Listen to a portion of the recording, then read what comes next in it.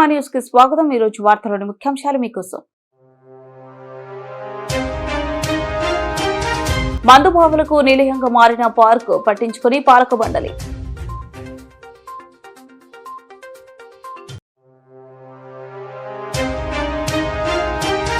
కర్నూలు జిల్లాలో భారీ వర్షం, గూడూరులో ఇళ్లలోకి వెళ్లిన వర్షపు నీరు.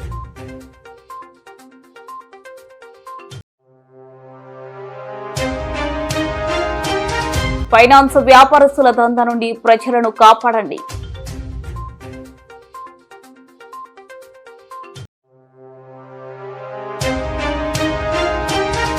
భవన నిర్మాణ కార్మికుల సమస్యలపై విజయవాడలోనే తేల్చుకుందాం సిఐటియు.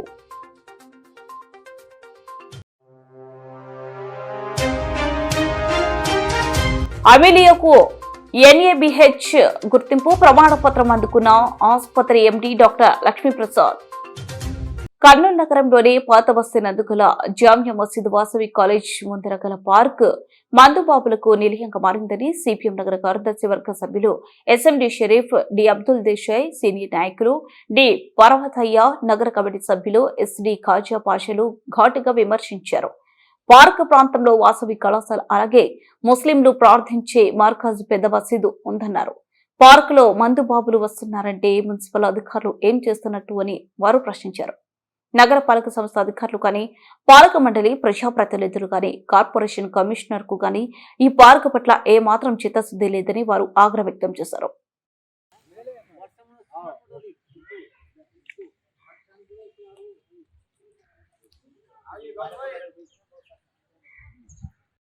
మేము ఈ ఏవైతే పార్కులు ఉన్నాయో చూసి దాని స్థితిగతులు కనుక్కున్నారని చెప్పి ఈ వాసవి కాలేజ్ దగ్గర ఉన్న పార్క్ వచ్చాము. ఇక్కడ చూస్తే మొత్తం అసాంఘిక కార్యక్రమాలకు అడ్డగా మారిపోయింది. ఎక్కడ చూసిన గ్లాసులు, పేపర్లు, సీసాలు ఉన్నాయి. కానీ ప్రభుత్వము, మున్సిపల్ అధికారులు కానీ స్పందించి దీని పార్కు 10 మందికి ఉపయోగపడేటట్టు చేయాలా కానీ కూడా అనవసరంగా ఇంత స్థలాన్ని పెట్టి వేస్ట్గా పడింది. దీన్ని మున్సిపల్ అధికారులు స్పందించి కంపల్సరీగా దీన్ని బాగు చేయాలి. అదేవిధంగా పాత బస్టాండ్లో ఉన్న పార్కు పెద్దగా కోట్లు ఖర్చు పెట్టి దాన్ని చేసినారు. అయితే అది వారం రోజుల నుంచి తాళం వేసి పెట్టినారు. దాని అంతర్యమేమో ఎవరికి అర్థం కావడం లేదు. ఒకప్పుడు కళాకారులకి మంచి అడ్డగా ఉన్నటువంటి మున్సిపల్ ఓపెన్ థియేటరు ఇప్పుడు పార్కుకి తయారు చేసినారు, ఏదో చేస్తామని చెప్పి.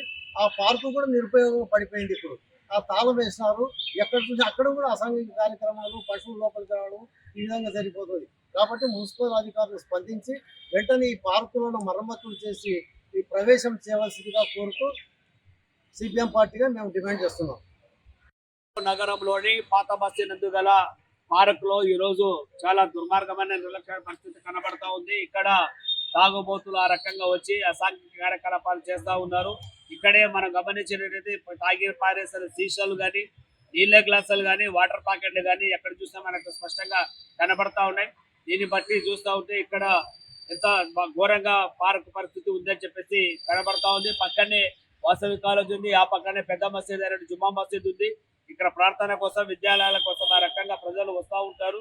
అటువంటి ప్రజలు తిరుగులాడే ఈ ప్రదేశంలో ఈ రకంగా పార్కు పరిస్థితి ఉందంటే నగరపాలక సంస్థ యొక్క నిర్లక్ష్యం ఏ పార్టీ ఉందో అర్థమవుతుంది. అదేవిధంగా నగరపాలక మండలి కూడా చాలా ఘోరంగా వైఫల్యం చెందినట్టు ఈ పార్కు చూస్తే కనబడతా ఉంది. సాంక్షన్ నిధులతో ఆ రకంగా తీసుకొచ్చిన పరికరాలు ఏదైతే పార్కులో పెట్టారో అవన్నీ కూడా నిరుపయోగంగా ఉన్నాయి. మొత్తం విరిగిపోయి ఎక్కడంటే అక్కడ ఉండిపోయినాయి. అక్కడ ఉయ్యాల చూసేటవి కానీ, లేదా ఇతర పరికరాలు కానీ ఆ రకంగా ఏమాత్రం కూడా ఉపయోగం లేవు. ఆ రకంగా ఉపయోగంలోకి రాకపోవడానికి ఇక్కడ ఉన్న పాలక వర్గాల ఆ రకంగా నిర్లక్ష్యం కనబడతా ఉంది. కాబట్టి తక్షణమే మున్సిపల్ అధికారులు ఈ పార్కుని విజిట్ చేసి తక్షణమే మరమ్మతులు చేయించి ఏదైతే విరిగిపోయినాయో ఆ పరికరాలని మళ్ళీ ఇమిడిచి ఆ రకంగా చేయాలని చెప్పేసి సిపిఎం పార్టీగా మేము డిమాండ్ చేస్తా ఉన్నాం. కర్నూలు జిల్లాలో ఉదయం నుంచి భారీ వర్షం కురుస్తుంది. గూడూరు మండలంలో భారీ వర్షం కురవడంతో వీధుల్లోకి, ఇళ్లలోకి భారీగా వర్షపు నీరు వచ్చి చేరుతోంది.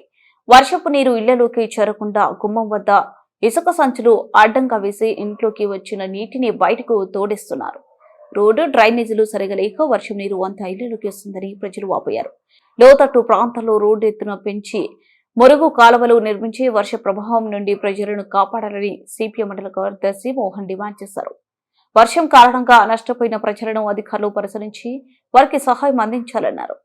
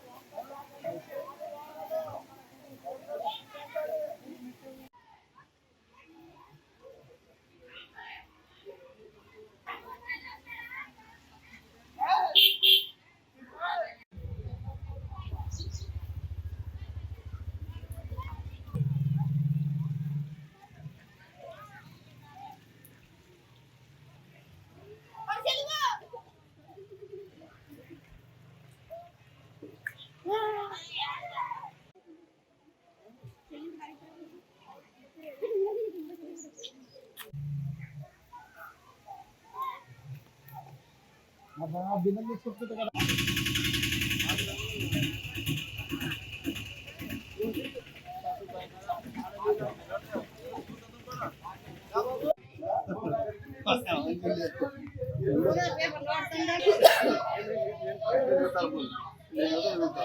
बोलो ఓట్లు ముందర వస్తారు, ఓట్లు ఏంటి అది ఏంటి అని అంటారు. ఇంట్లో నీళ్ళు వస్తాయి, పట్టించుకోరు మాకి. పొలాలకి సరిగా నీళ్ళు రావు, రోడ్డు సరిగా లేవు. మా పిల్లలు చూసి గాలి కింద పడుతున్నారు ఇక్కడ. ఇంట్లో నీళ్ళు వస్తున్నాయి, మాకి చాలా ఇబ్బంది ఉంది. మాకు చాలా పరిస్థితి అనేది ఇట్లా ఉంది మాది. మాకు రోడ్లు వేయాలా, కాలువలు వేయాలా. మాకి ఆ కాలువలు లేవు, మాకు రోడ్లు చక్కగా లేవు. ఇంటి పన్నులు కడుతున్నారా మీరు? చక్కగా కడుతున్నాము. ఇంటి పనులు కట్టలేకుండా వైర్ కట్ చేసిపోతున్నారు ఇలాకి వచ్చి. కడుపు చూసి ఇంత పొడుగు చేస్తున్నాం మాకి.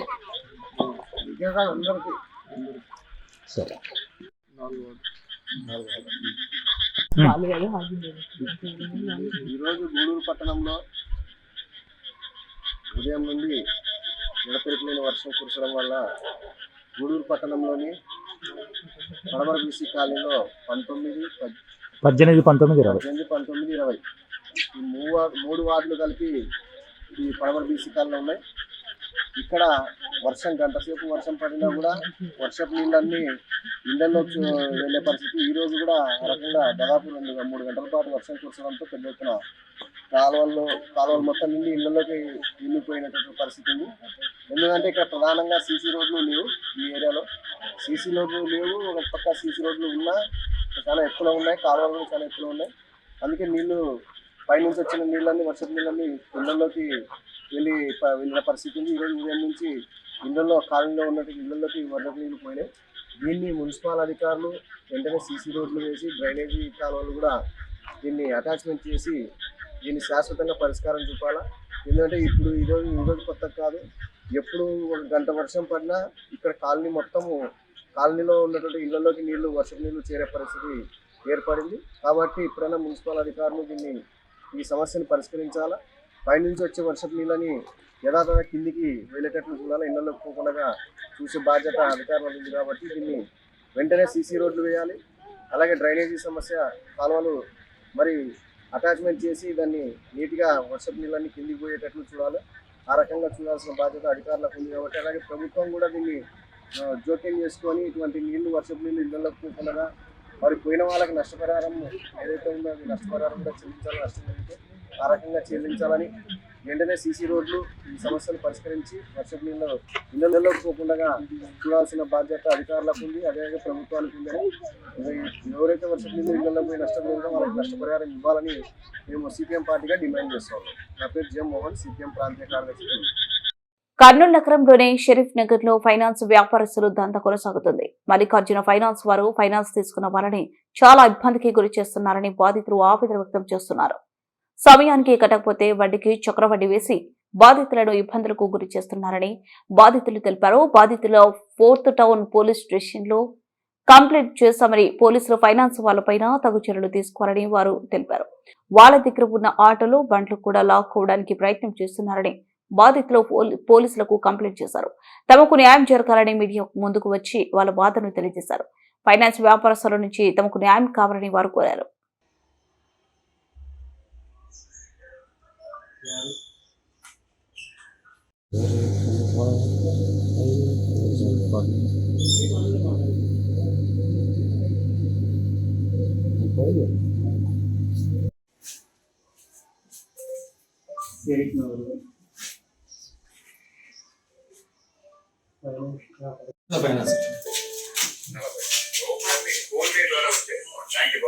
కర్నూలు నగరంలోని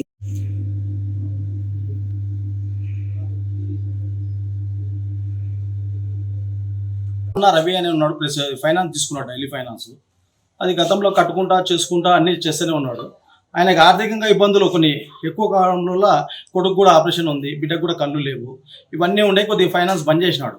బంద్ చేస్తేనే ఫ్యాక్టరీ కాడికి ఎన్నోసార్లు రావడము, తండ్రి కొడుకు మల్లికార్జున అని ఫైనాన్స్ రావడము, వాళ్ళు కుమారోళ్ళు రావడము, చేయడము, దౌర్జన్యంగా మాట్లాడడం ఇవన్నీ జరిగినాయి.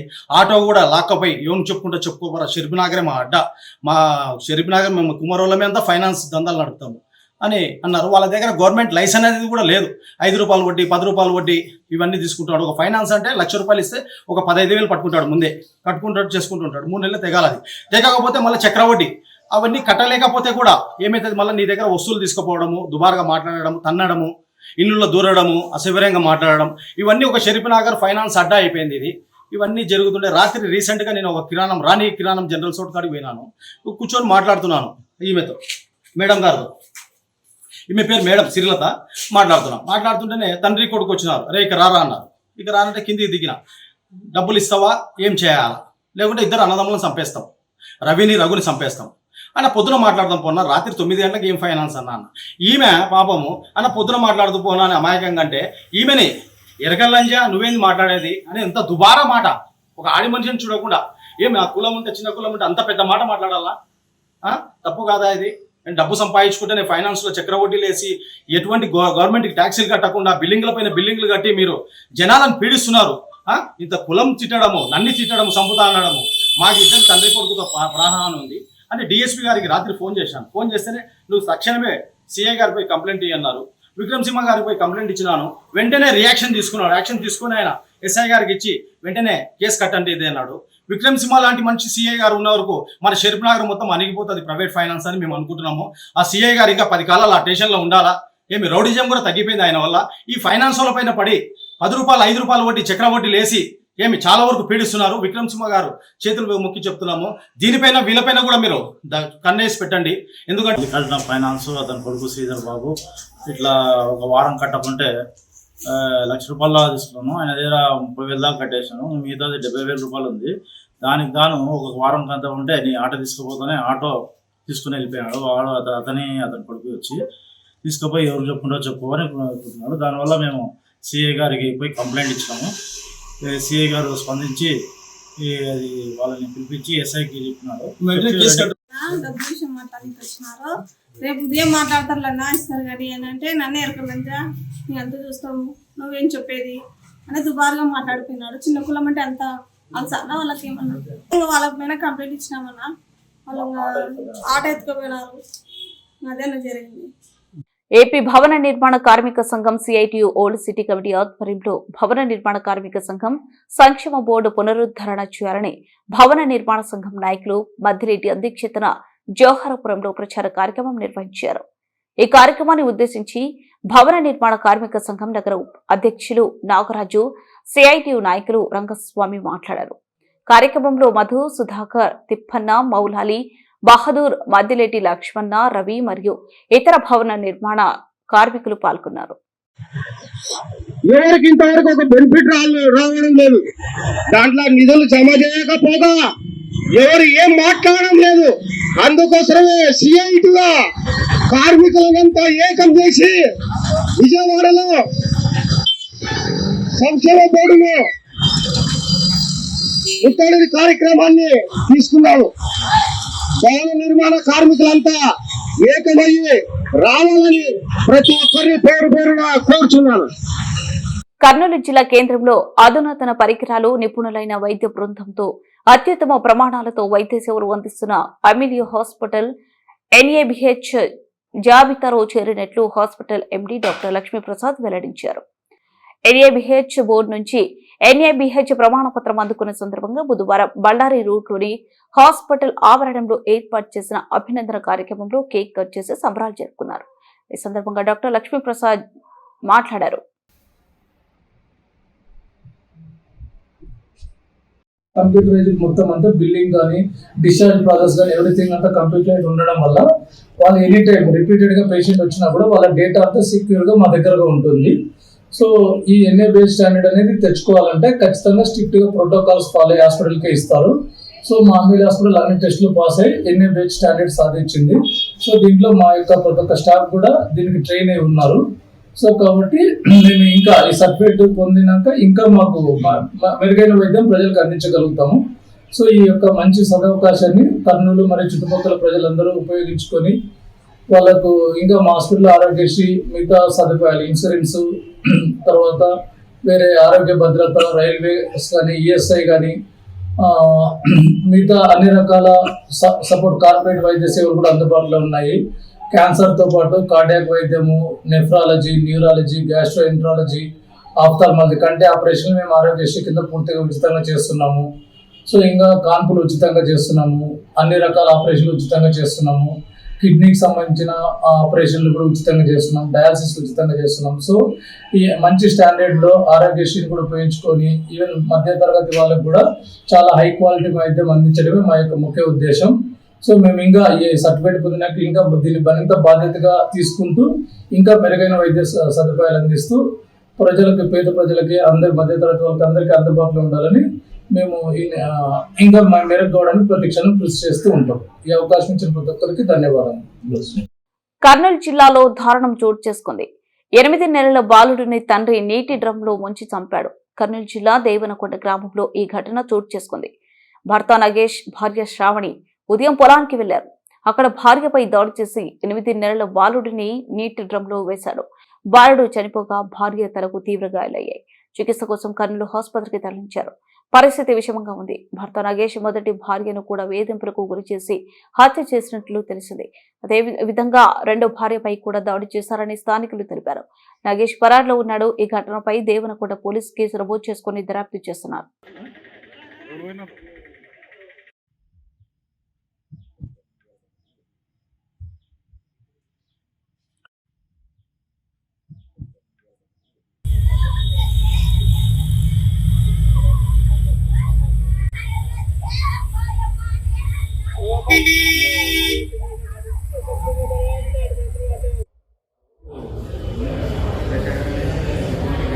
ఫోటో దిగుతాడు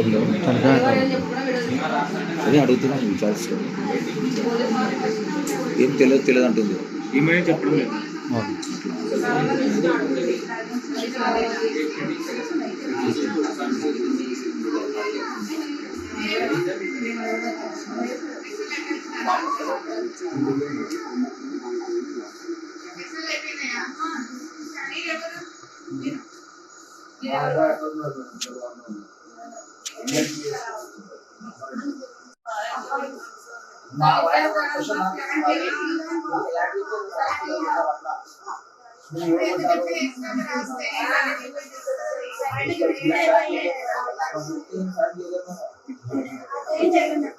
రైతుల నుండి కొనుగోలు చేసిన ఉల్లిని రైతు బజారు ఇతర జిల్లాలకు పంపే విధంగా చర్యలు తీసుకోవాలని జిల్లా కలెక్టర్ పి రంజిత్ భాసి అధికారులను ఆదేశించారు. గురువారం కర్నూలు మార్కెట్ యార్డులో రైతులు తెచ్చిన ఉల్లి ఉత్పత్తులను పరిశీలించి రైతులతో మాట్లాడి అనంతరం అధికారులు ట్రేడర్లతో జిల్లా కలెక్టర్ సమీక్ష నిర్వహించారు. ఈ సందర్భంగా జిల్లా కలెక్టర్ రైతులు తీసుకుని వచ్చిన ఉల్లి పంటను పరిశీలిస్తూ ఎన్ని రోజులు ఆరబెట్టారని కలెక్టర్ రైతులను ఆరా తీశారు. డ్యామేజ్ అయిన ఉల్లిని పరిశీలిస్తూ ఆరబెట్టకుండా మార్కెట్ యార్డుకు తీసుకొస్తే డ్యామేజ్ అవుతుందని, అలా కాకుండా బాగా ఆరబెట్టిన పంటను మార్కెట్ యార్డులోకి తీసుకొస్తే మంచి రేటుకు విక్రయించడానికి అవకాశం ఉంటుందని రైతులకు వివరించారు. మార్కెట్ యార్డులోకి ఉల్లి పంట తీసుకుని వచ్చే ప్రతి రైతు ఉల్లిని బాగా ఆరబెట్టి తీసుకుని రావాలని కలెక్టర్ రైతులను కోరారు. అనంతరం అధికారులతో సమీక్ష నిర్వహిస్తూ ఉల్లి నాణ్యతను పరిశీలించి AB గ్రేడ్లుగా విభజించి నాణ్యత బాగా ఉన్న ఉల్లిని ఇతర జిల్లాలకు పంపించే విధంగా చర్యలు తీసుకోవాలని, అదేవిధంగా మార్కెటింగ్ AD నిర్దేశించిన ఎండెంట్ ప్రకారం రైతు బజార్లకు ఉల్లిని తరలించే విధంగా చర్యలు తీసుకోవాలని కలెక్టర్ మార్క్ఫెడ్ DM ను ఆదేశించారు. ట్రేడర్లు తక్కువగా కొనుగోలు చేస్తున్నారని, నాణ్యత బాగా ఉన్న ఉల్లిని ఎక్కువగా ప్రమాణంలో ట్రేడర్లు కొనుగోలు చేసే విధంగా చర్యలు తీసుకోవాలని కలెక్టర్ మార్కెటింగ్ అధికారులను ఆదేశించారు. కార్యక్రమంలో జిల్లా SP Vikrant Patil, joint collector doctor B Navya, Markfed DM Raju, జిల్లా ఉద్యాన శాఖ అధికారి Ramanjaneyulu, marketing AD Narayanamurthy, market yard secretary Jayalakshmi తదితరులు పాల్గొన్నారు.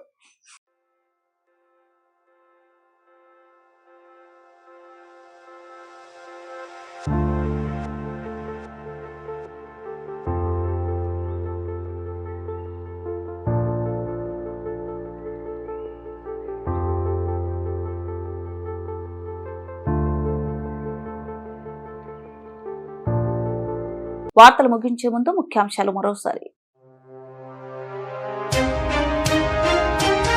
మందుబావులకు నిలయంగా మారిన పార్కు పట్టించుకుని పాలక మండలి.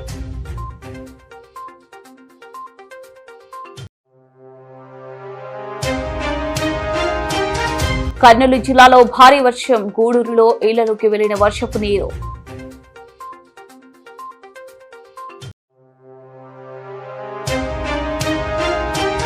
ఫైనాన్స్ వ్యాపారస్తుల దందా నుండి ప్రజలను కాపాడండి.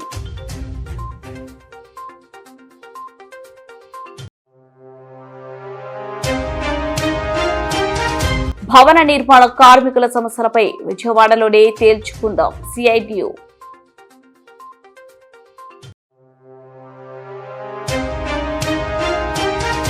అమెలియాకు NABH గుర్తింపు ప్రమాణపత్రం అందుకున్న ఆసుపత్రి MD డాక్టర్ లక్ష్మీప్రసాద్.